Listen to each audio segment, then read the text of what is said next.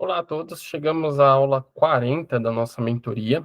Essa aula 40 começa a dar um início em relação à aula 39, que foi sobre análise fundamentalista. A aula 40 a gente vai falar um pouquinho sobre bottom-up, que é uma das análises fundamentalistas que muitos investidores e muitos gestores utilizam, tá? Então vamos lá para saber o que é esse bottom-up. O bottom-up é um método de avaliação de empresas que se baseia em características e especificidades da empresa, em detrimento de fatores macro e do cenário do setor. Então, no bottom-up, você não vai analisar o macro do Brasil, por exemplo, nesse caso, e muito menos como que o setor está performando. Digamos que você analisa a indústria de calçados, você não vai analisar essa indústria de calçados e muito menos o macro. Você só vai analisar a empresa específica dessa indústria de calçados. Tá? Então, a análise do bottom-up é a partir da empresa. Tá? Então, é nesse ponto que a gente analisa. E como que a gente vai analisar essa empresa? Com que base em quais dados? Demonstrativos financeiros, balanços da empresa, quais são seus concorrentes, quais é o histórico dessa empresa, né, a qualidade da administração e a perspectiva de crescimento, né? Então, esses são os pontos que a gente vai analisar.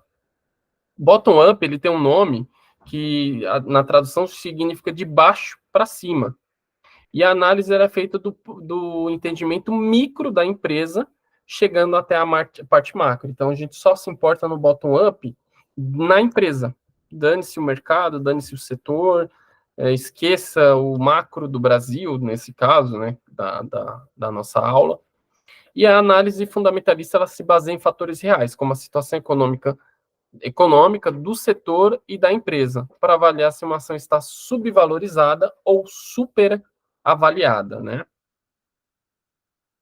A ideia é que se uma empresa é bem gerida, tem indicadores positivos, bons produtos e colocação favorável no mercado, tende a performar bem no longo prazo, né?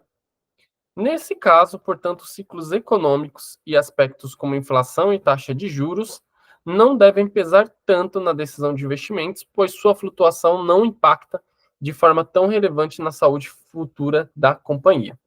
Tá? Então, essa que seria a parte do bottom-up. A gente esquece um pouco a inflação, taxa de juros, e sim, a gente vai vendo a qualidade da empresa, como que essa empresa se passa durante 10, 20, 30 anos de comportamento, como que esse mercado, de certa forma, ele funciona, tá? E para a gente fazer o bottom-up, a gente tem que olhar o balanço patrimonial, que é o quanto que a empresa tem de ativos, passivo e patrimônio líquido. Isso a gente consegue através do RI, que é o site de relações com investidores da empresa, onde a gente encontra os balanços trimestrais e anuais, como também a receita, o dinheiro arrecadado com a venda de seus produtos e serviços. Além disso, as despesas. Qual que é a despesa operacional, administrativa e financeira, que, quando reduzida do total de receita, resultam no lucro líquido. Então, a gente pega as receitas, despesas, balanço patrimonial, ROI, que é um retorno sobre o patrimônio líquido, é um indicador que mostra a capacidade da empresa de gerar resultado a partir de seu patrimônio. E, além disso, a gente olha o PL, né, que é o preço da ação com base no lucro líquido por ação, o que permite entender quão disposto o mercado está a pagar pelos resultados da companhia. Tá? Então, PL baixo, PL alto, qual que é o preço que o mercado quer comprar na companhia?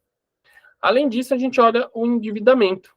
Como que a dívida da empresa está, se ela está numa situação confortável, saudável, ou se ela não está em nenhum ponto de coisas saudáveis nesse sentido. Além disso, a gente vai olhar a governança corporativa, que é para ver se a empresa ela é bem gerida, ela tem uma governança, a empresa é focada no crescimento, né, na manutenção do negócio. Então, tem vários pontos que a gente analisa quando pega o bottom-up, mas vocês percebam que é muita coisa ligada ao quê? À empresa, né? Ligado ao que a empresa ela entrega de trabalho, o que a empresa ela faz perante todo o mercado, né? Vale lembrar que, apesar de não ser os critérios mais importantes, os fatores mais abrangentes não devem ser completamente ignorados. Uma análise fundamentalista completa deve olhar para o quadro geral também. O segredo é compreender quais desses aspectos são mais importantes de acordo com a sua estratégia. Se o objetivo é resgatar o dinheiro daqui a 15 anos, não faz sentido se preocupar tanto quanto fatores de juros e índice de inflação, né? Já que vai flutuar bastante no curto prazo todos esses indicadores. É por isso que o bottom-up ele olha mais para dentro da empresa. Olha, eu comprei uma Porto Seguro, comprei uma empresa Itaúsa, comprei um banco Itaú. Como que essas empresas se comportam? O resto esqueça. Como que eles têm como que ele se comporta perante o mercado, como que ele se comporta perante os números. A não ser que a conjuntura atual represente um risco iminente de falência, se esse for o caso, porém, a análise de fundamentos da empresa provavelmente já indicará que investir em suas ações é um risco muito grande. Então, se a empresa vai falir, você na análise fundamentalista já consegue ver isso, né? Não é um segredo. Você consegue ver através você consegue ver praticamente através do indicador de dívida, de como que está a margem líquida, de como que está o crescimento da empresa, né, o EBITDA, fluxo de caixa. Então, na análise fundamentalista, a gente já consegue saber se a empresa ela vai falir ou não. Já consegue meio que se prever, e prevendo isso, a gente já foge do investimento, porque é cilada. O investidor que opta por fazer uma análise bottom-up, né, precisa levar em conta uma série de informações que são importantes para que essa abordagem dê o resultado esperado, ou seja, defina o real valor de uma ação para o mercado. Por isso, é necessário que seja feito um estudo amplo dos fatores ligados à empresa que será analisada. A fonte para essa etapa está no balanço financeiro que as empresas realizam periodicamente.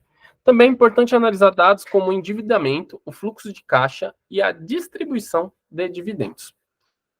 A partir daí, a análise busca compreender o mercado no qual a empresa em questão está inserida, levando em conta um panorama econômico maior, né? E aí é legal que nessa etapa, né, você começa a comparar com outras empresas do mesmo setor, né, buscando mapear vantagens e desvantagens das opções escolhidas para se investir, né? Então você consegue ver, e aí depois você começa a compreender a situação econômica pelo país e pelo mundo, né? E isso vai impactar, de certa forma, no médio e no longo prazo essa empresa também, né? Se o mundo entrar numa recessão de 10, 15 anos, a gente teria uma empresa, teoricamente, patinando nos 10, 15 anos, né? Mas o bottom-up a gente sempre vai olhar primeiro para o conceito de dentro, né, da empresa, né? Então, esse que é o primeiro ponto. E aí é importante a gente ter em mente que as empresas são classificadas em 3 tipos, né? Tem as defensivas, que são caracterizadas são poucos afetadas pelo ciclo econômico. Esse tipo de empresa produz bens de consumo não duráveis, como alimentos e medicamentos. Então, aqui no Brasil tem a Hypera, né, Blau, farmacêutica, que produzem medicamentos. Alimentos a gente tem Marfrig, JBS, Camil, M. Dias Branco, né? A gente tem algumas empresas aí que produzem alimentos, né? Ou que produzem próximos de alimento, como a Ambev, né? Os negócios, eles costumam manter receita e estruturas mesmo quando a economia está em recessão. Sendo assim, eles também não costumam ter grandes saltos de expansão de forma contínua. São empresas que não crescem muito, não cai muito também a produção, a receita, são muito estáveis, né?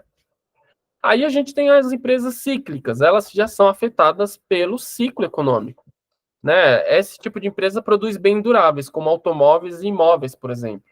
São negócios que são afetados pelo grau de expansão da atividade e assim são valorizados quando o PIB está em crescimento, mas perdem valor quando a economia perde ritmo, né? Então, esse tipo de empresa é a famosa cíclica. E a gente tem as empresas que são de crescimento. Esse tipo de empresa de crescimento, elas aproveitam oportunidades e crescem sem levar em conta as fases do ciclo econômico. Elas crescem mais rápido do que a economia e geralmente investem em tecnologia, desenvolvimento e pesquisa, que é o que a gente chama de P&D, né? Elas podem até operar com caixa negativo, pagar pouco ou nenhum dividendo, mas o potencial de valorização a longo prazo pode ser um atrativo, né? São empresas de biotecnologia, tecnologia, Até algumas empresas de petróleo que estão começando a comprar vários campos, então ela começa a crescer muito, né? Então, esses são setores que a gente vê crescendo, que podem crescer bastante, né?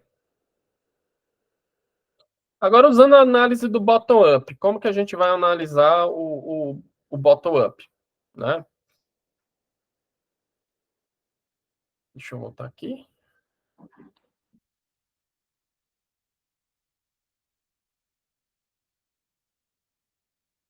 O bottom-up já é utilizado por investidores, né, no mercado de ações, principalmente por aqueles que fazem o buy and hold, né? Ou seja, compra ações e mantém na carteira pelo maior tempo possível para atingir o melhor rendimento.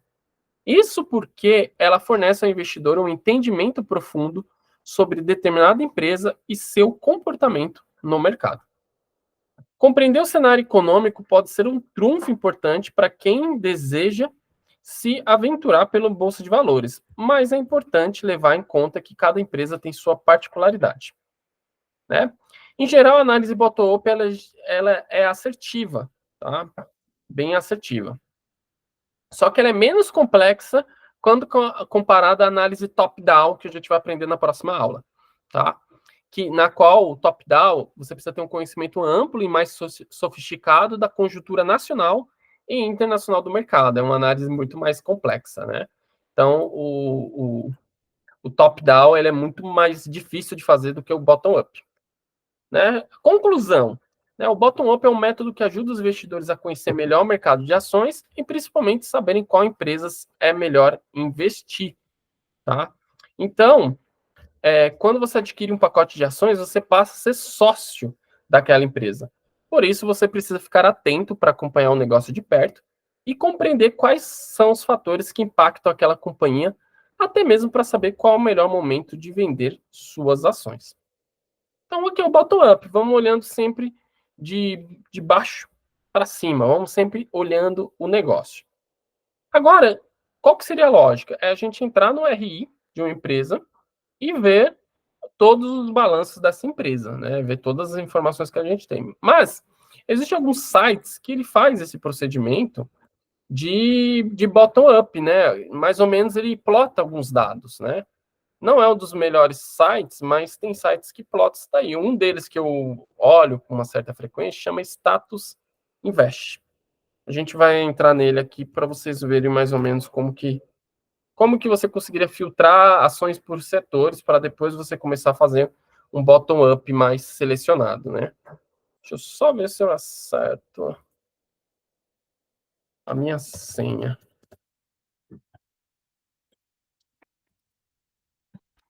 Talvez, vamos ver se é essa. Epa,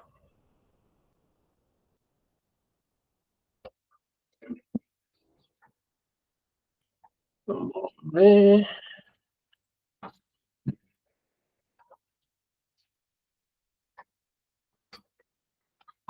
Eu não estou acertando ela aqui. Peraí.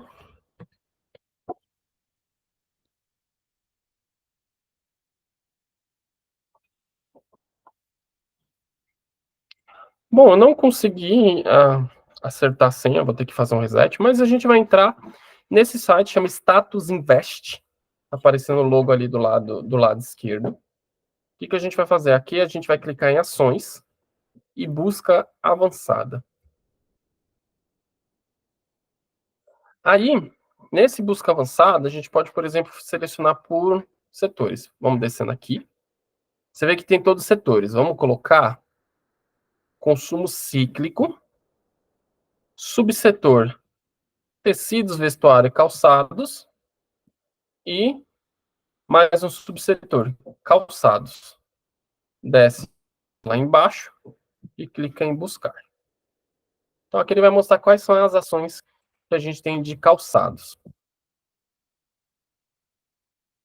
Você vê que ele apareceu Alpa 3 e Alpa 4, é Alpargatas, que é a dona da Havaianas, Cambi 3 e Cambi 4, é a Cambuci, dona da marca Penalty, GRND 3 é a Grendene, várias marcas de moda, né, Melissa e algumas outras marcas. E VUC 3 é a Vulcabras, que, se não me engano, é Olímpicos, Mizuno e Under Armour, né? Mais moda masculina, calçados masculinos. Mas seriam essas empresas que a gente consegue plotar. Com base nessas empresas aqui, a gente já consegue ter alguns filtros, ó. Quanto de dividendos pagou, ó. O Vulcabras pagou um dividendos muito acima das outras. Preço barra lucro, a Alpargatas está negativo. E a que estaria mais barata seria a Cambi 4, ó, 3 vezes lucro. Quanto menor, melhor, mas não pode ficar negativo esse indicador. PVP é o preço em cima do valor patrimonial. Quanto menor, melhor. E a gente encontraria a Cambi 4 também como um ponto favorável nesse sentido. Então aqui a gente já pegou alguns pontos. Vindo um pouquinho mais para cá, a gente consegue ver a dívida líquida em relação ao patrimônio. Quase todas elas com dívida líquida negativa, isso é bom pra caramba. E a dívida líquida em relação ao patrimônio, né? Também bem números baixos ou números negativos. Nesse caso, dívida líquida negativa é positiva, é bacana para a gente. Descendo mais um pouquinho, a gente tem um ROI, que é aquele indicador que estava sendo mencionado. ROI tá ruim, essa daqui, e essa daqui tem um ROI bem alto, ó, 27%. 27% qual que é? A própria Cambi 4. Então, já percebam que em alguns dados a gente já consegue analisar a Cambi 4 sendo superior às outras empresas, tá? Aqui a gente tem passivos barra ativos, né? Aqui também passivos barra ativos, ele vai explicando, né? Como que funciona esse passivos barra ativos, mas também um ponto bem legal. E aqui o crescimento dessas ações, ó. A Cambi 4 e essa daqui de baixo foram as únicas que cresceram, ó. A Cambi 4 tá aqui. E essa de baixo, VUC 3, que é a Vulcabras.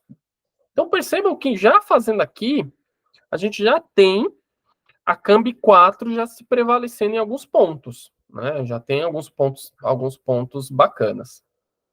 O que a gente vai fazer para a gente começar a encontrar os dados dessa Cambi 4, por exemplo?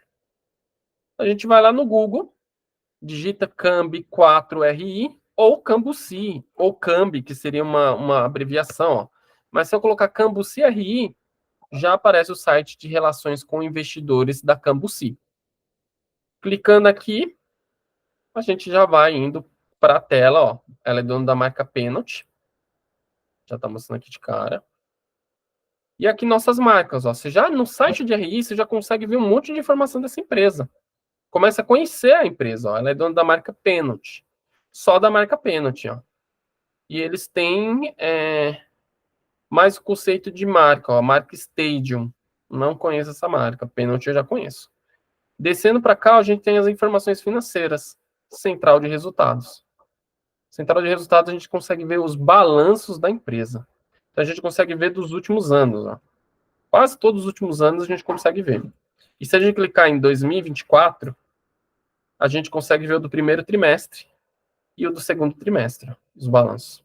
2023, a gente já consegue ver de todos os 4 trimestres e também o relatório geral da empresa, né? Por exemplo, aqui tem o DFP 2023, ó. Aí no DFP 2023, vai mostrando tudo. Vamos ver se eu consigo. Cliquei, ó. Vai mostrando tudo que é o balanço patrimonial da empresa. Balanço patrimonial, quanto que ela tem de ativos. Olha só, todo o balanço patrimonial dela. Quanto que ela tem de passivos. Né? Tá mostrando todas as informações.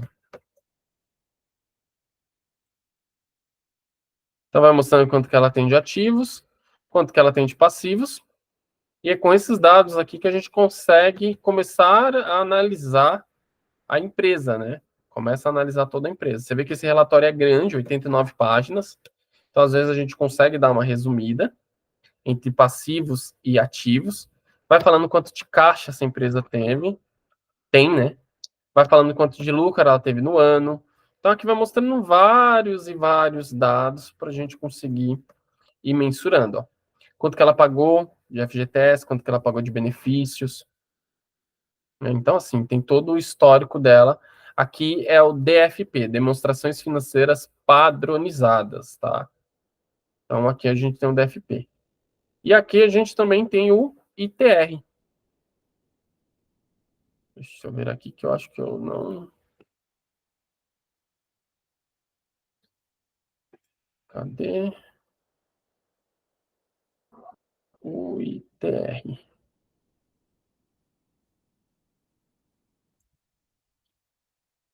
Opa, deixa eu mandar aqui o ITR.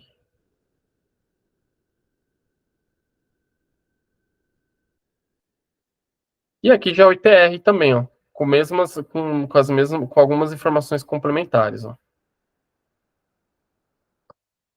Já que era um documento diferente, a entrada dele é diferente. Aqui a gente consegue ver o ativo total, ó. Então aqui é o ativo total.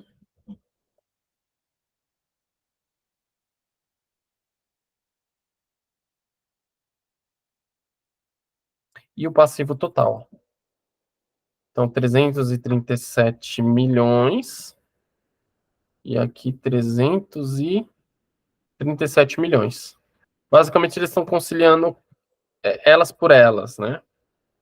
Provisões fiscais, receitas de vendas, né? Tem todas as informações aqui bem detalhadas para a gente começar. E a gente pode também, em vez de fazer isso, a gente pode analisar balanços também, né? Então, o último balanço que a gente tem de referência dela,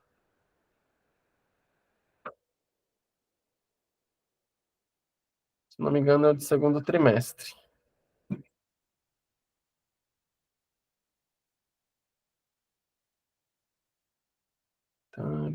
Cadê? Vamos voltar aqui.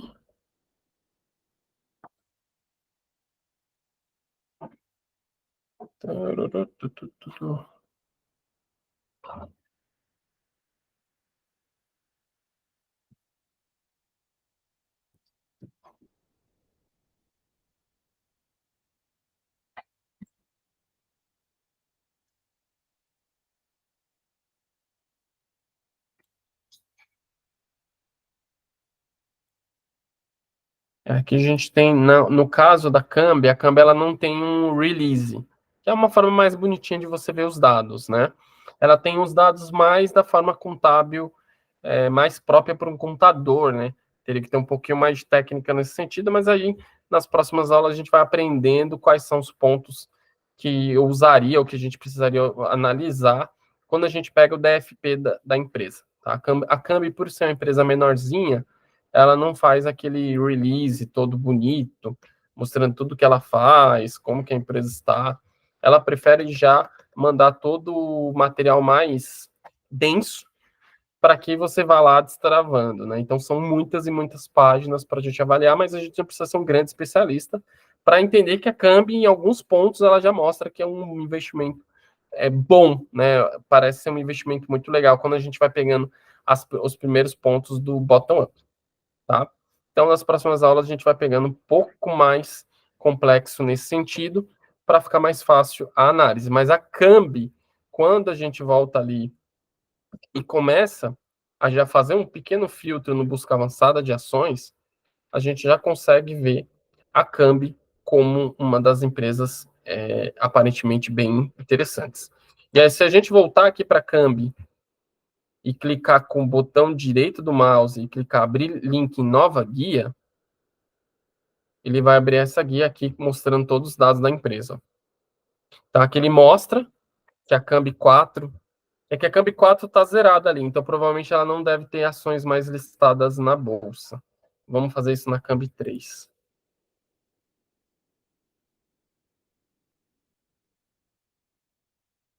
Cambi 3 já aparece, ó. Cambi 3, R$ 12, preço mínimo foi 8, preço máximo 12,68, né? Então tá perto das máximas, pagou 3% de dividendos e valorizou 42% em 12 meses. Então se mostrou que é um baita de um investimento. Né? Se a gente quiser ver um pouquinho mais, a gente pode puxar 5 anos, por exemplo. Há 5 anos a gente percebe também que ela está atingindo uma boa fração. Ela saiu aqui dos 2 e foi praticamente para os 9, ó, 383% de valorização da pandemia para cá. Bem interessante, tá?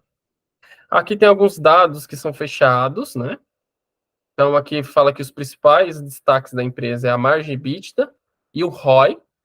Destaque negativo é que ela é uma microcap, ela é uma empresa pequena, tá? Mas ela tem um ROI muito alto. Isso é um ponto de uma análise fundamentalista bem legal.